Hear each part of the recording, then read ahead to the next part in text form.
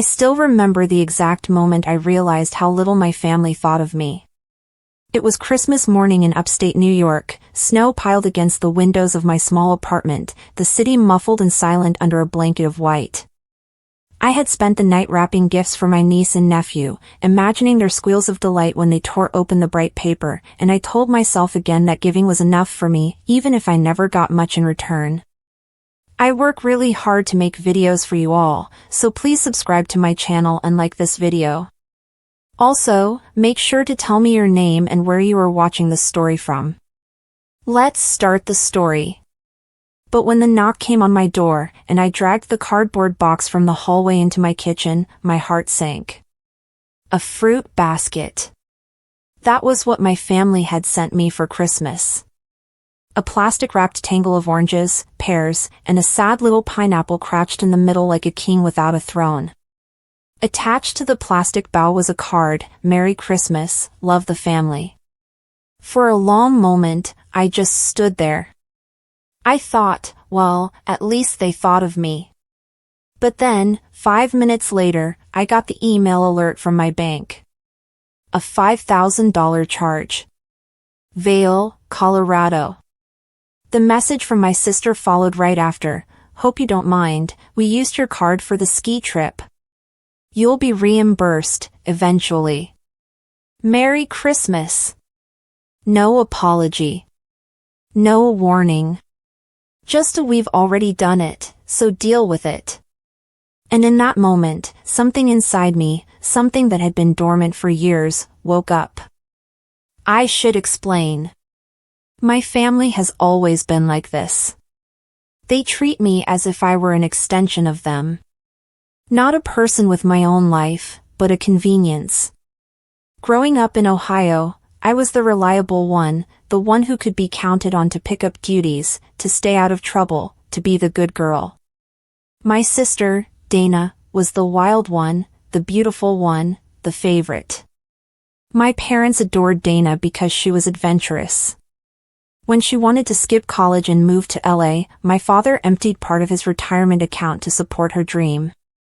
When she wanted to marry Tom, a man none of us liked, they paid for an absurd wedding.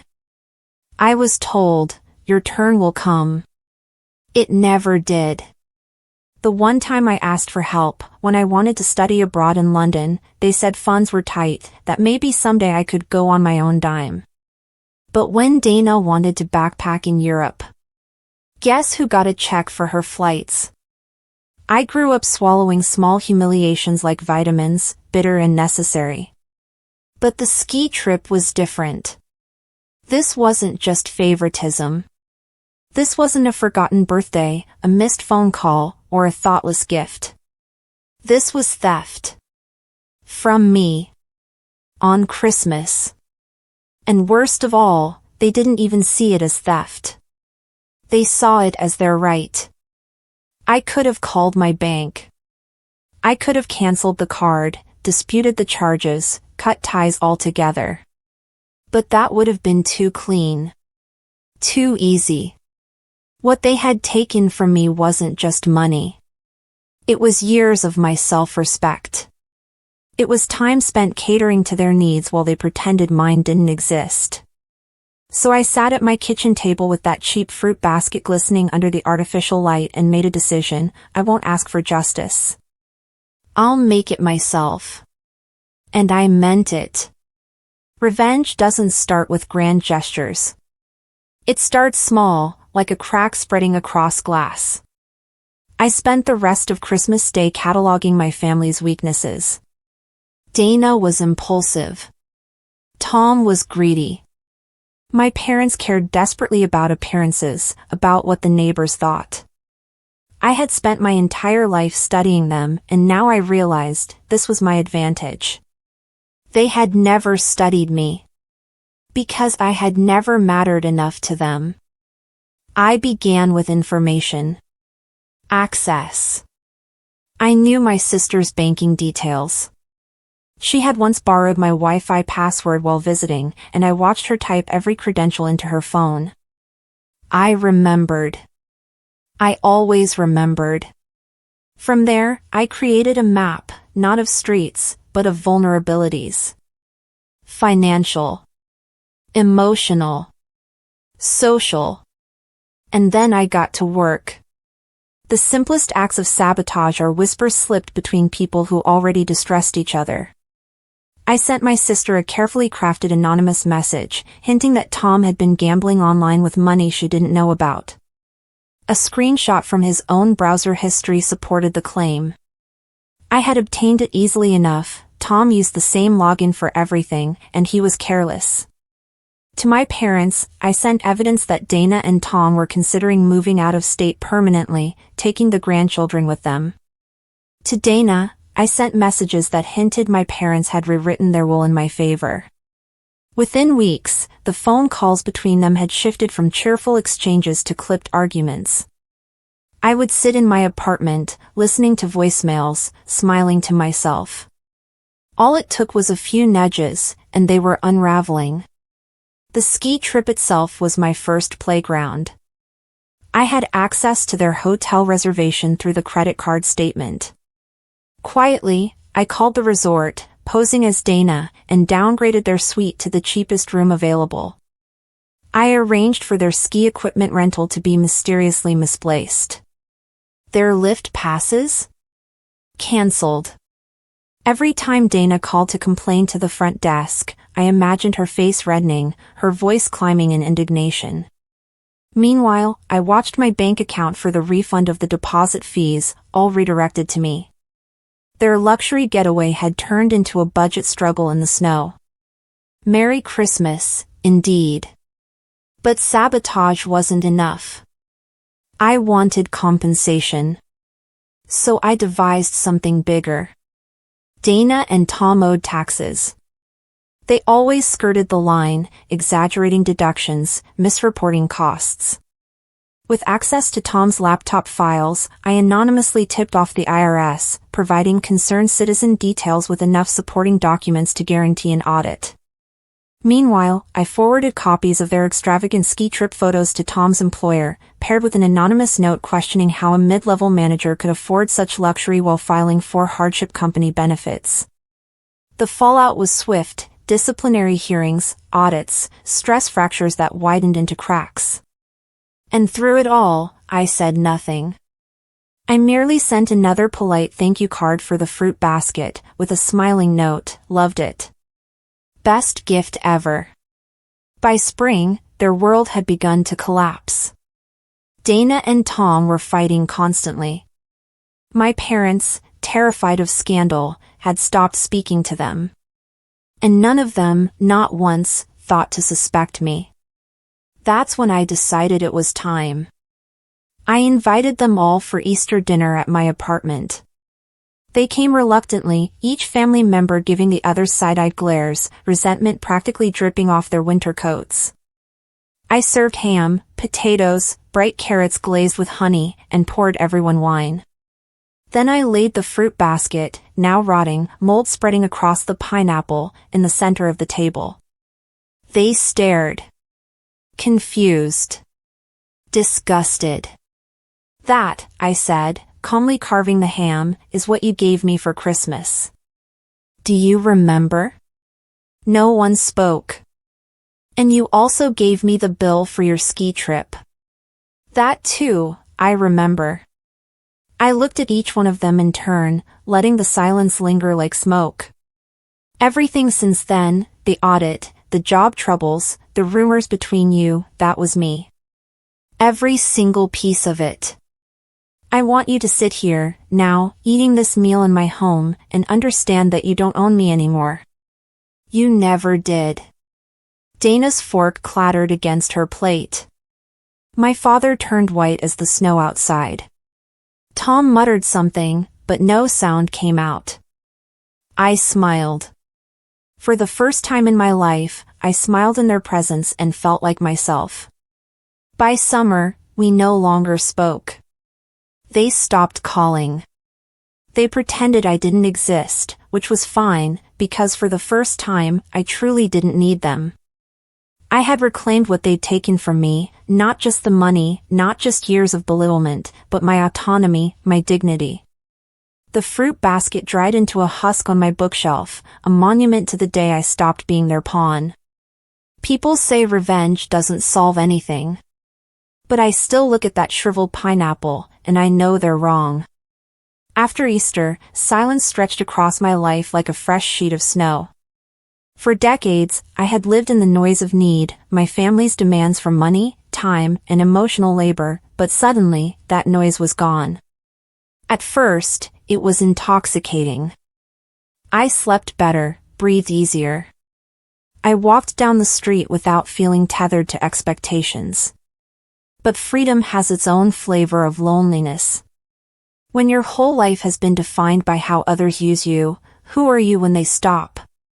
That question haunted me through the summer. By August, Dana cracked. She called me one night at 2 a.m., her voice hoarse from crying. "They're going to take the house," she whispered. "The IRS, they won't let up. Tom, he's shutting me out. He said it's my fault. That I should have been smarter. I listened. I didn't comfort." After years of being her emotional crutch, I simply sat on my couch in the dark, phone pressed to my ear, and said nothing. Every sob on the other end was a strange kind of lullaby. Finally, when she croaked, "Please, can you help us?" I replied, "You helped yourself to me for a long time. Remember?"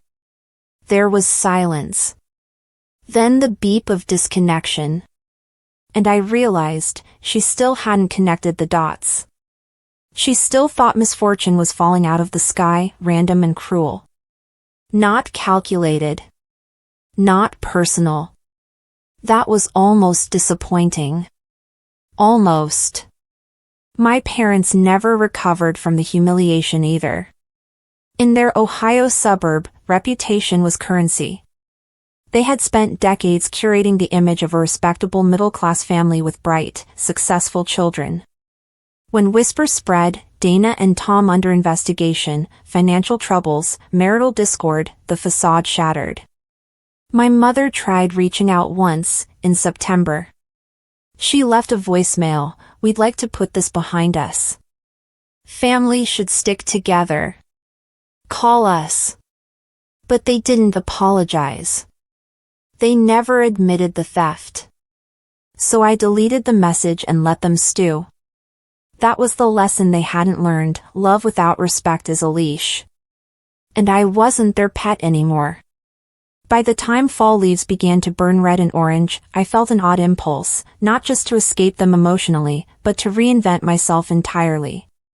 For so long, my identity had been the responsible one, the overlooked one. What if I tried being someone else? I joined a writing group. I started running in the mornings. I even traveled, London, finally, decades late but sweeter because I had bought the ticket myself. In London, standing on the Millennium Bridge with the Thames glinting below, I realized something: revenge hadn't been the end. It had been the beginning. They had given me nothing but a fruit basket. I had turned that insult into firewood and lit my own path out of them. And yet, even as I built my independence, a shadow lingered. Because once you get a taste of power, of pulling strings instead of being the puppet, it doesn't vanish. It clings. When my boss at work made a condescending remark, my first thought wasn't to confront him or shrug it off. It was, what could I do to dismantle him from the inside out? I didn't act on it. But the thought was there. I had crossed a line with my family, and though I was glad of it, I couldn't uncross it. Once you realize how satisfying the covert strike can be, you start to see opportunities everywhere. Around Christmas, exactly a year since the fruit basket, I got a knock at my door. It was my father. Alone. He looked older, thinner. His hands shook as he held out an envelope. "We paid you back," he said. "For the ski trip. With interest." I took the envelope. Counted the money. The exact sum, 5,000 plus 1,000 extra. Crisp bills. What's this supposed to mean? I asked. It means we want peace. We made a mistake. But you've punished us enough, haven't you? I looked him in the eye. Really looked. For the first time in my life, my father wasn't an authoritarian presence, wasn't an untouchable figure. He was small. Fragile. A man who had gambled his dignity on the bones of favoritism and lost. I don't think you understand, I said softly. This wasn't about punishment. It was about balance. And now, finally, things are balanced. We don't owe each other anything anymore. His lips trembled, as though he wanted to say more. But he simply nodded and left. That was the last time I saw him. Now, as I tell you this, it is Christmas again. The fruit basket, what remains of it, still sits on my shelf. It is a husk, a dried-out monument to everything that changed. Sometimes friends ask why I keep it. I smile and say, to remind me never to underestimate myself again. But really? It's more than that. It's a warning. Because power, once tasted, is never forgotten.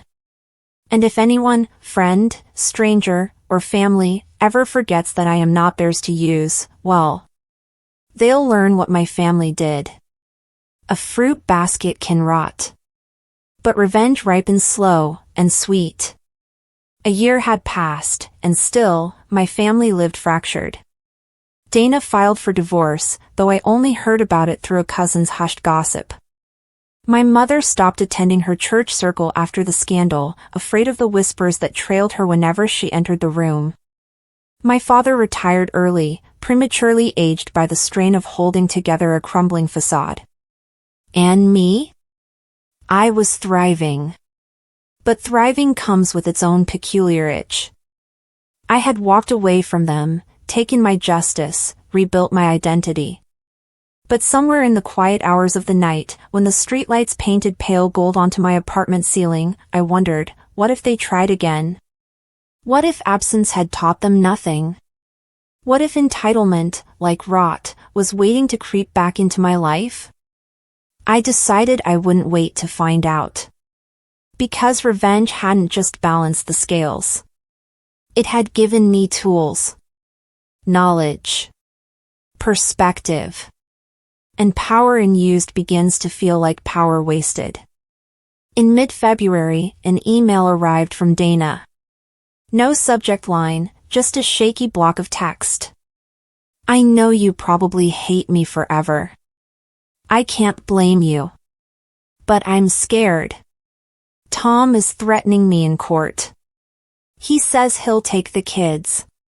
Please. I know I don't deserve it, but you're the only person I can ask for help. I stared at that message for an hour. Rage warred with something softer, something I hated to admit existed.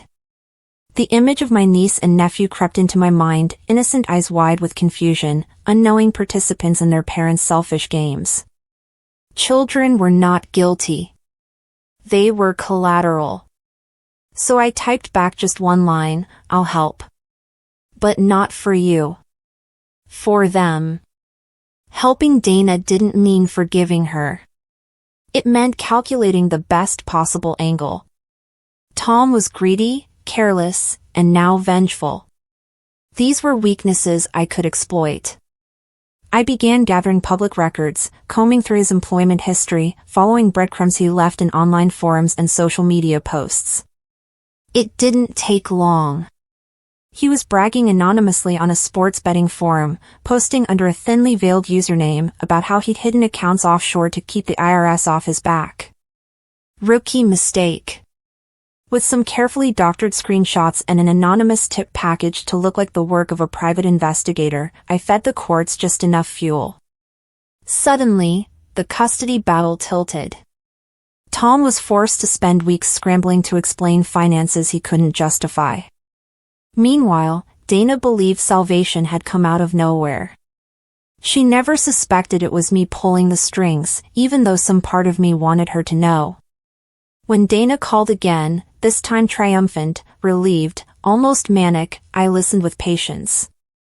They gave me custody. Tom is on the defense now. I don't know how it turned completely in my favor, but, oh my God, I think I'm really going to be okay. For a moment, I almost let her have the miracle. But then something in me snapped. No, Dana, I said flatly. It wasn't luck. It was me. Silence. A long, heavy silence. You, she whispered. Yes. The way it was me who ruined your little ski trip. The way it was me who fed Mom and Dad's fears, who turned Tom's little empire into dust. It was always me. There was a sharp inhale on the other end of the line. Why are you telling me this? Because, I said, cool and deliberate, you need to understand. I don't forgive you. I don't even like you. But I will not allow your children to suffer for your mistakes. They are the only reason I still care to intervene. Remember that. Her voice shook when she replied. You're terrifying. Finally, I smiled. Good. Then maybe you'll think twice before crossing me again. By summer, everything had shifted. Dana, though fearful of me, clung to our fragile truce for the sake of her kids. She brought them to visit, short, awkward afternoons where the children laughed and played while their mother avoided my eyes. My parents stayed silent. They had learned. Fear is an excellent teacher. And me? I had become the axis on which this family spun. Not out of love, not out of duty, but out of control. The overlooked daughter was gone. In her place stood something sharper. Something they couldn't dismiss. But with power came temptation. Because once you know how easy it is to upend lives, the question starts whispering, why stop here? It was around this time I met Luke. A neighbor, new to the building, warm-eyed and kind in ways that disarmed me. He carried groceries for the elderly lady downstairs. He knocked one evening to offer me a slice of still warm banana bread. Against my instincts, I let him in. Over weeks, we talked. And for the first time in years, I felt something that wasn't cold strategy or sharp calculation. I felt vulnerable. Which terrified me more than anything my family had ever done. Because Luke asked questions. He looked at me with curiosity that wasn't casual. He wanted to know me. And I had no idea how to introduce the woman I'd become, the woman who could dismantle a man's career with a keystroke, who smiled over the memory of her family's collapse. I realized then that the story wasn't over. Because revenge had freed me, but it had also chained me to secrecy. And if Luke ever found out what I had done, would he see justice? Or a monster? Luke had a way of looking at me that peeled back layers I didn't even know I had. Most men glance, admire what they want, skim the surface. But he studied me, not with judgment but with intent. As though he could sense there was more beneath my steady tone, my polite smile, my carefully ordered life. And the truth was, there was. I had built walls with mortar made of secrets. Behind those walls, I kept my family's downfall locked away like trophies. But every time Luke asked me about Christmas, about family traditions, about whether I ever saw my parents still, the hairline cracks spread. I learned quickly, lies were easier than confessions. Not really close with them anymore, I told him. Why? He asked gently. They never wanted me. I learned not to need them. That part, at least, wasn't a lie. The problem wasn't that Luke believed me. It was that he cared. He started showing up unannounced with groceries on weeks I worked late. He invited me to his sister's birthday dinner, weaving me into a family that laughed loudly, argued affectionately, and forgave easily. It was intoxicating and dangerous.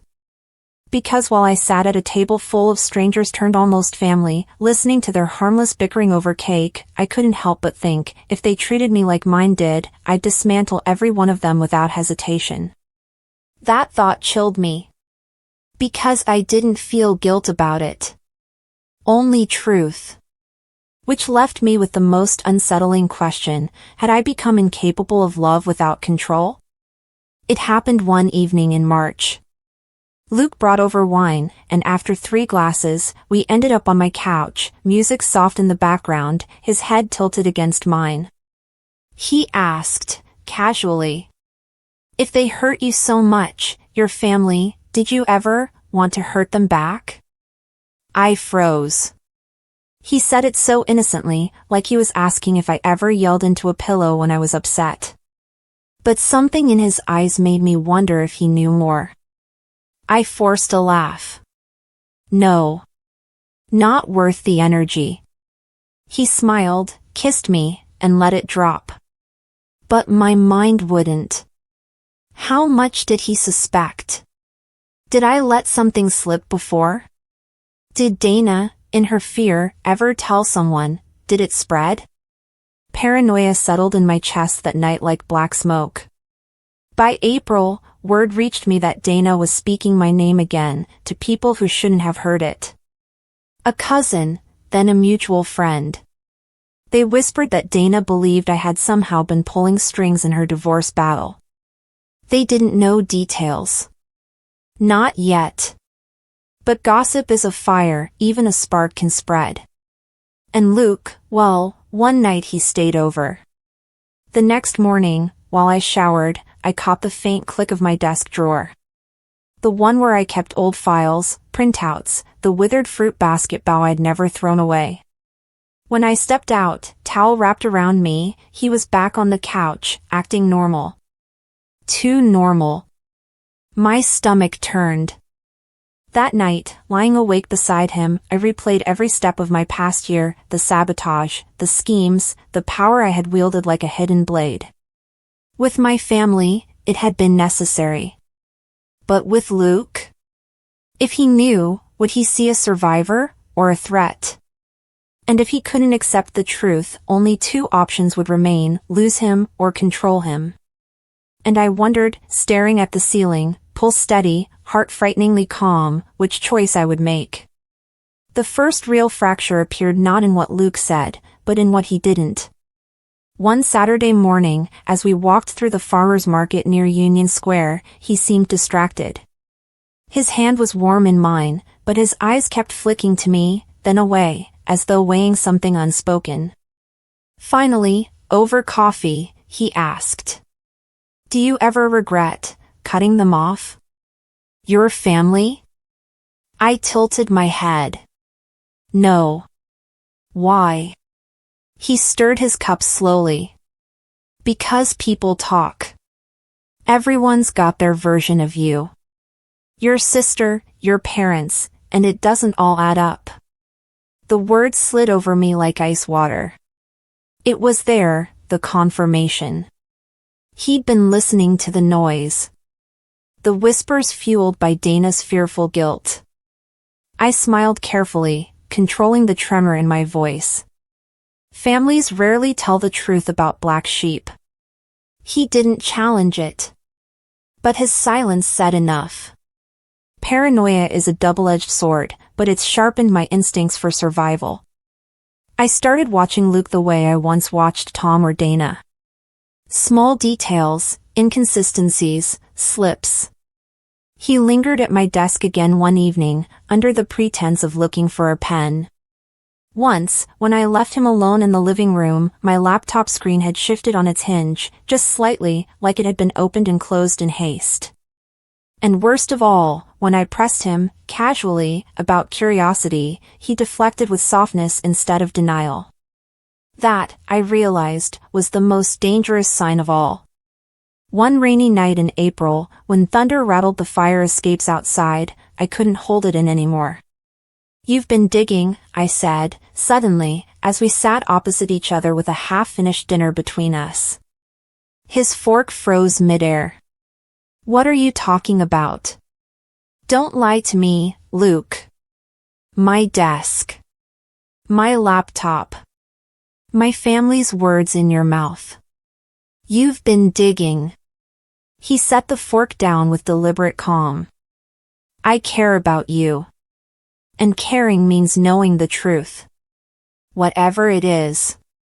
My chest tightened. For years, no one had cared enough to ask for my truth. And now, when someone finally did, it felt like a threat. "Be careful," I whispered. "You might not like what you find." Later that night, after he'd fallen asleep on the couch, I stood over him, watching the rise and fall of his chest.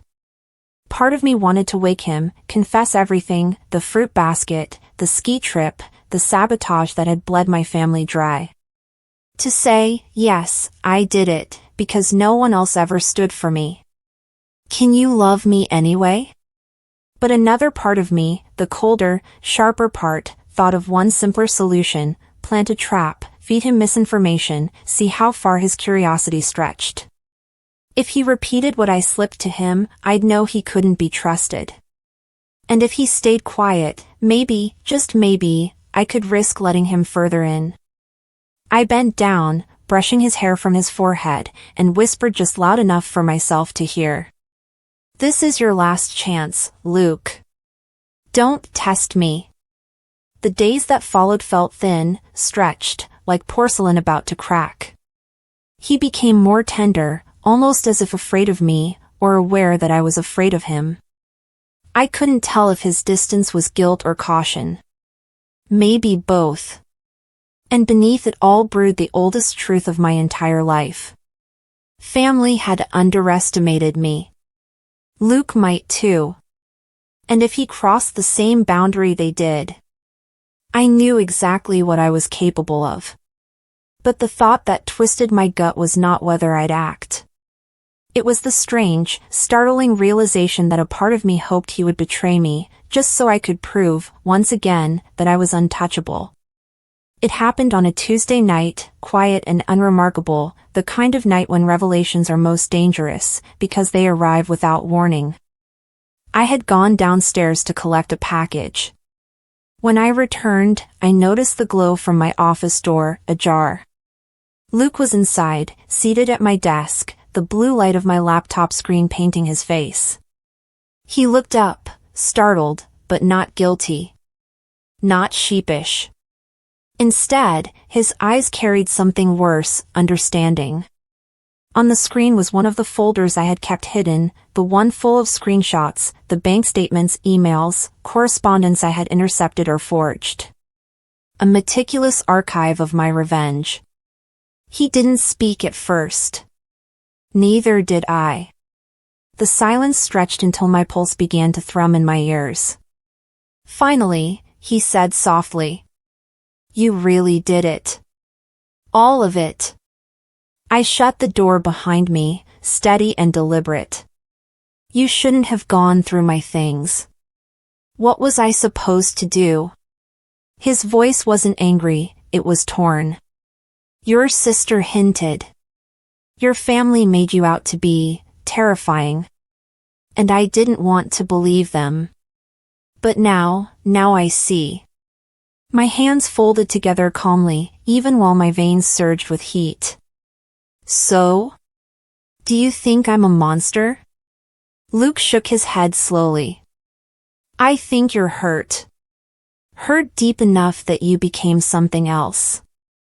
But yes, what you did, it's not nothing. It's calculated, it's deliberate. It scares me." He didn't step back. He didn't run. He just looked, searching for the woman he thought he'd fallen for under all the armor. I could feel it, the fulcrum moment of my life tipping. From here, there were only two paths. Confession or control. vulnerability or annihilation. So I stepped closer until the glow of the laptop was bright on both our faces. Yes, Luke. I did it. They stole from me, they belittled me, they ground me into dust for years, and I made them pay. I didn't lift a gun, I didn't raise a fist. I used their own weaknesses against them, the way they used mine my whole life. That's the truth. His throat tightened as he swallowed. And if someone hurts you again? I held his gaze. Then they'll regret it. He stood slowly, closing the laptop, but not breaking eye contact. I can't pretend this doesn't change things. I care about you, but I need to know. Is this all you're ever going to be? Vengeance? Or is there more still left of you? It was the first time in years someone had thrown the mirror back at me, not afraid, not dismissive, but demanding. You're asking me to choose, I whispered. I'm asking if you can still be human. After he left that night, without touching me, without promising anything, I sat alone in the dark, the fruit basket bow in my hand like an artifact. Human. The word felt foreign. My family had made me a blade. Luke wanted me to pretend I could sheath myself. Was that possible? Or was I forever forged into something sharper, untouchable, feared? For hours, I stared at the door, half expecting him to return, half expecting myself to follow him into the night. But I stayed still. Because I didn't know what my answer would be if he asked again tomorrow. Power had freed me. Love now threatened to soften me. And I couldn't yet tell whether softening meant salvation, or the beginning of my undoing. Luke didn't call for 2 days. 2 long days where I replayed every second of our confrontation. The silence weighed heavier than words ever could. It felt like waiting for a verdict, guilty or not guilty, damnation or salvation. On the 3rd evening, a knock came at my door. When I opened it, Luke stood in the hall, rain dripping from his shoulders, eyes hard but not unkind. He had made a decision. I could see it in the tightness of his jaw, the way his hands clenched and unclenched as if steadying himself. "Can I come in?" he asked. I stepped aside. We sat across from each other at the kitchen table. The space between us was small, but it felt like a canyon. "I've thought about it," he began. His voice was measured, deliberate.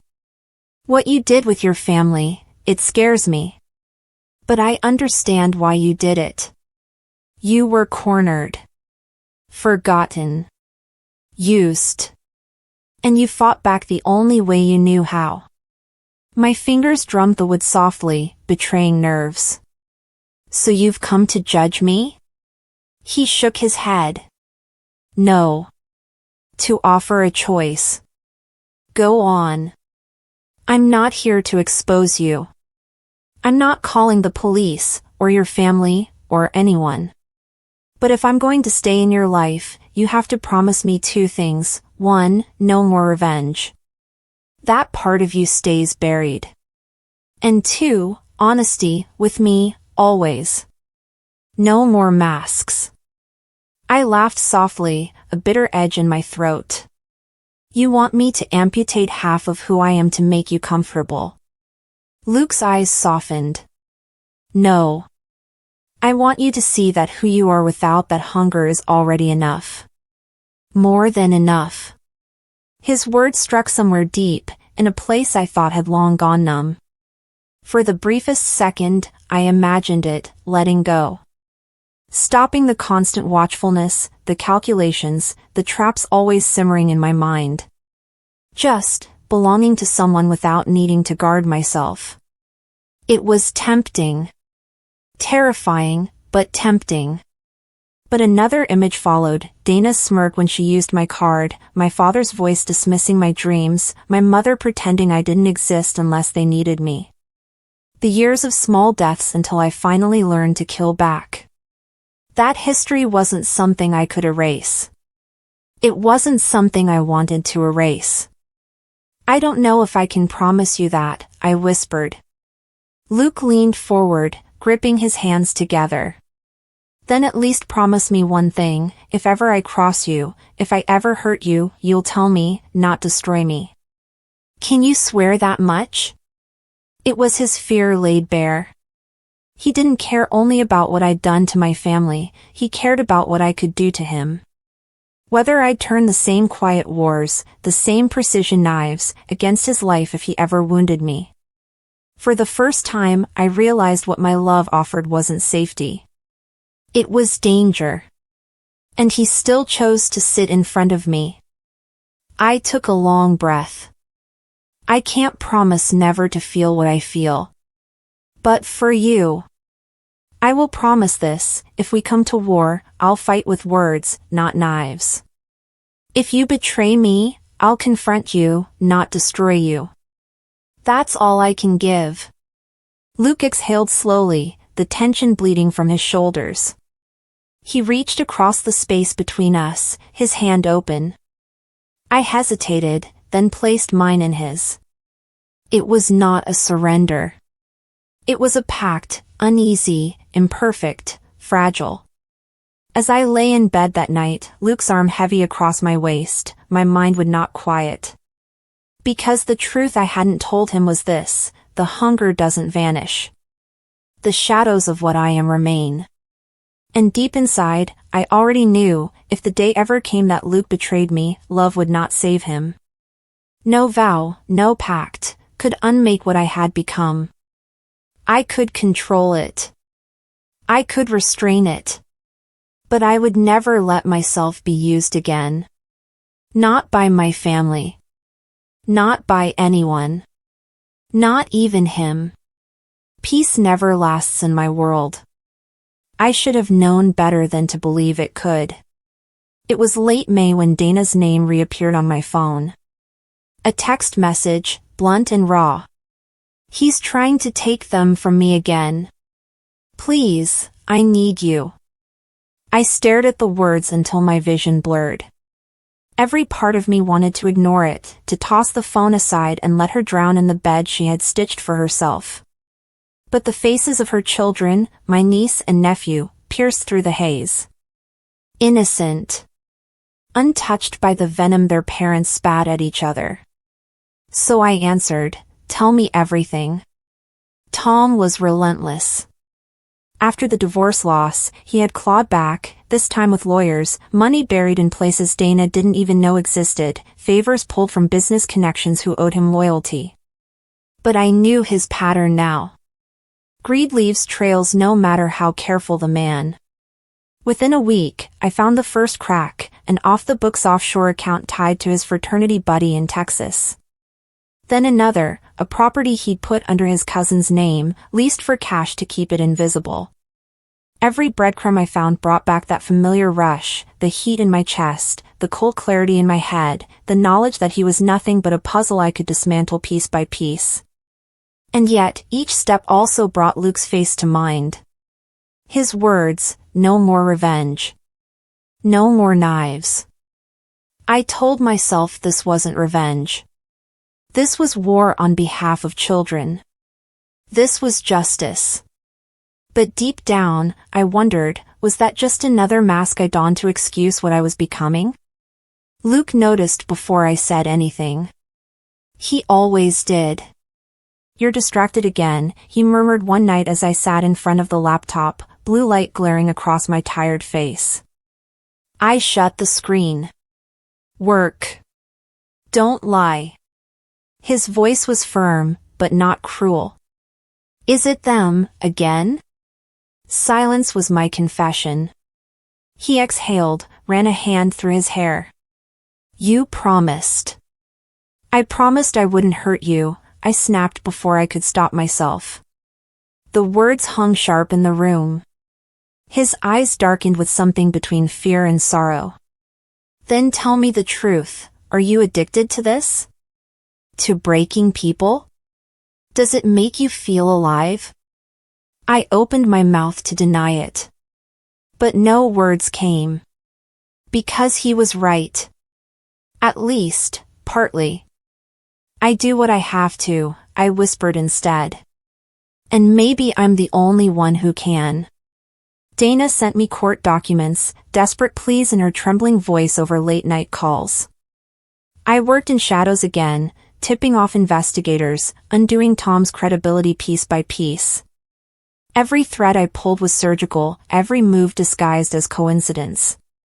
And when Tom's case faltered a second time, when Dana won custody again, she called me sobbing, gratitude tangled with terror.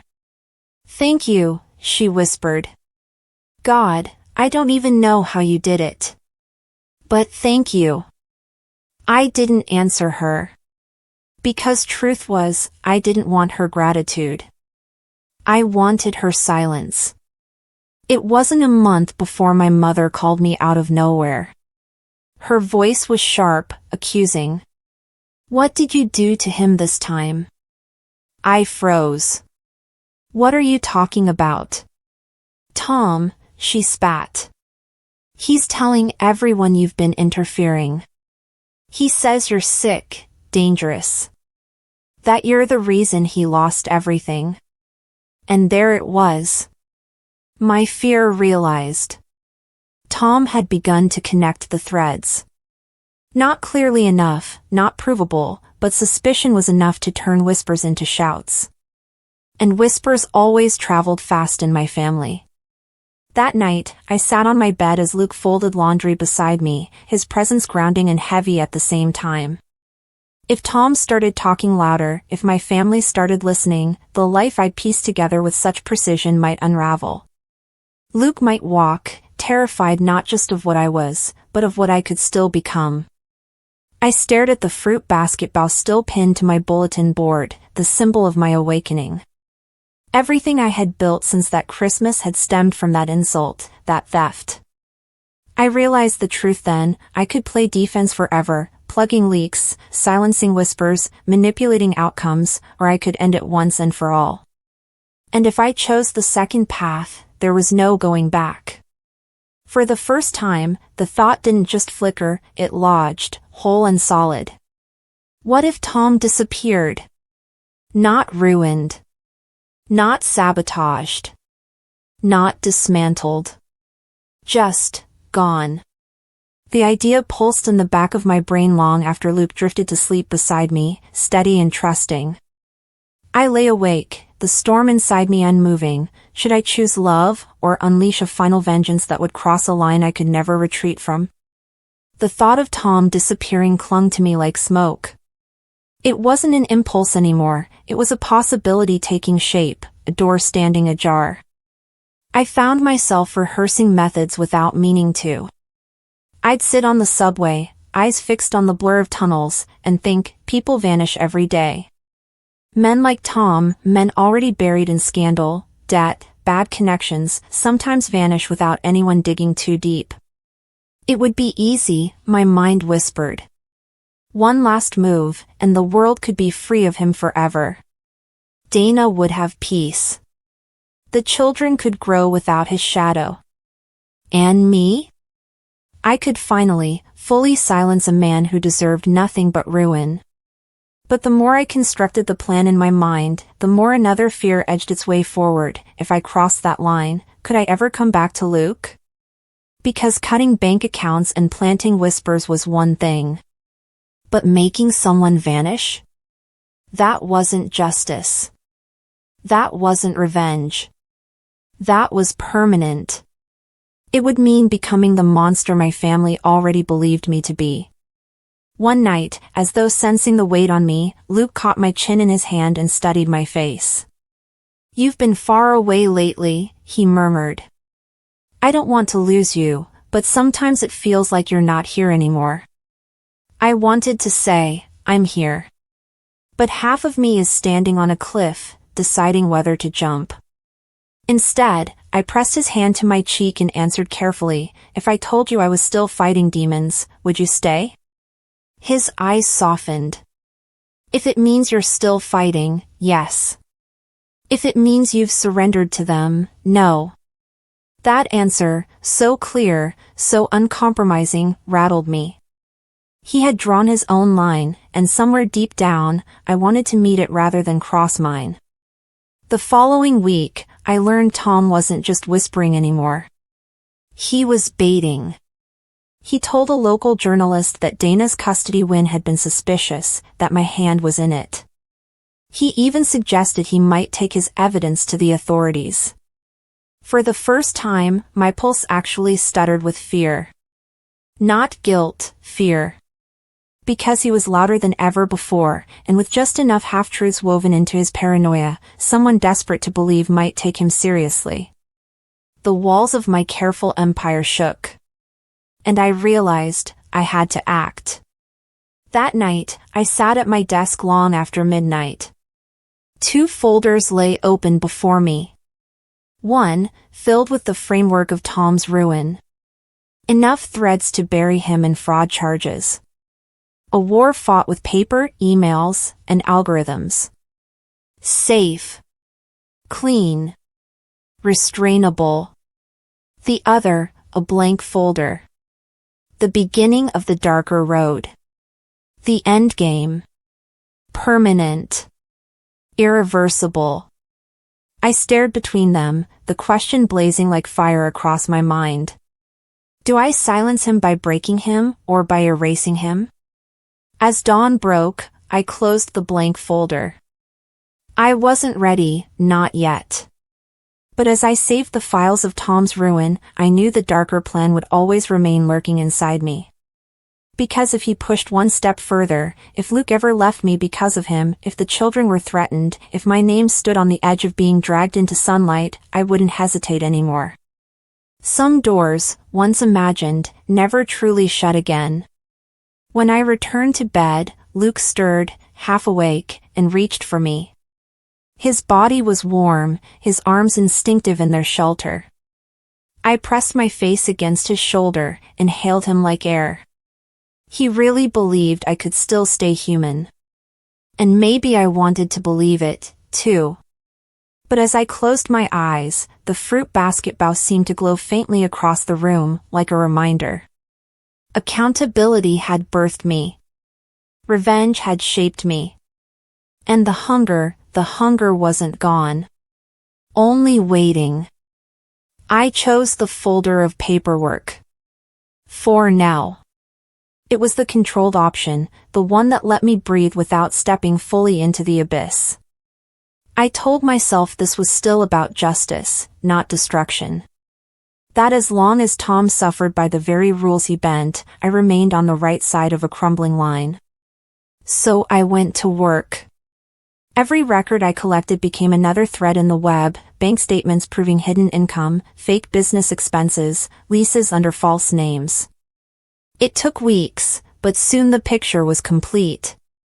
Tom wasn't a struggling father fighting for his children, he was a fraudster hiding cash piles in shadows, spitting lies in bright daylight.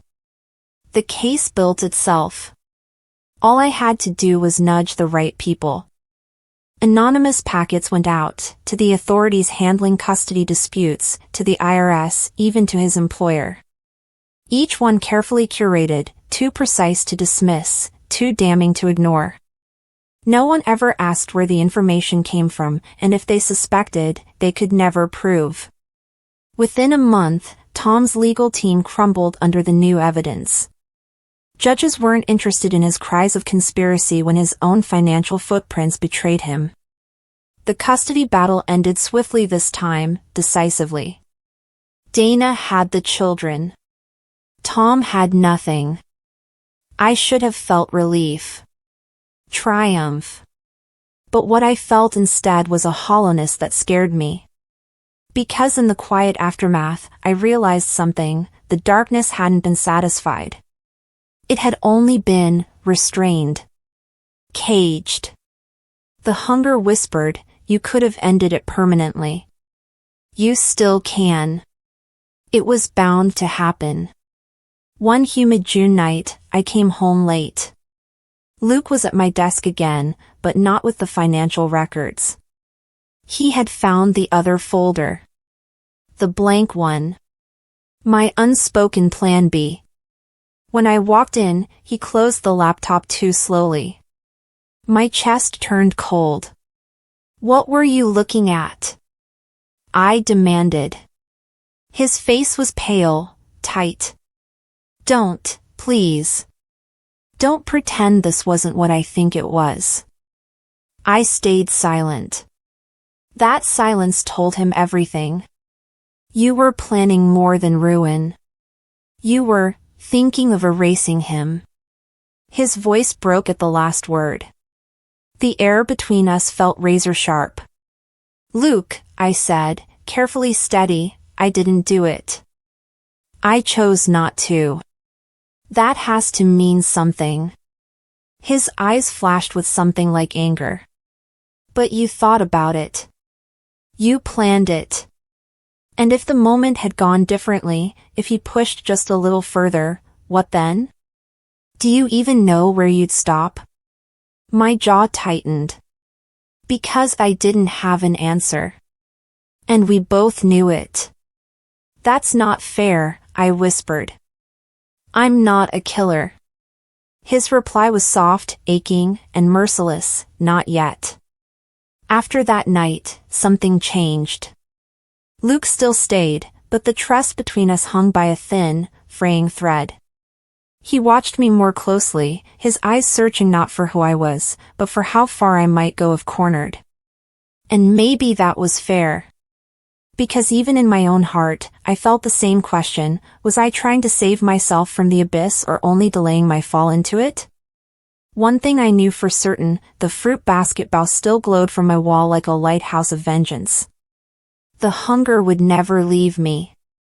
And love, I feared, might not be enough to keep it caged. It all came to a close on a gray morning in late July. I was drinking coffee at my kitchen table when the phone rang. Not Dana. Not my parents. Tom. His voice low, broken. You win, he muttered. I've lost everything. The kids, the money, my name. But mark my words, you've ruined me. And that makes you know better than me. Then he hung up.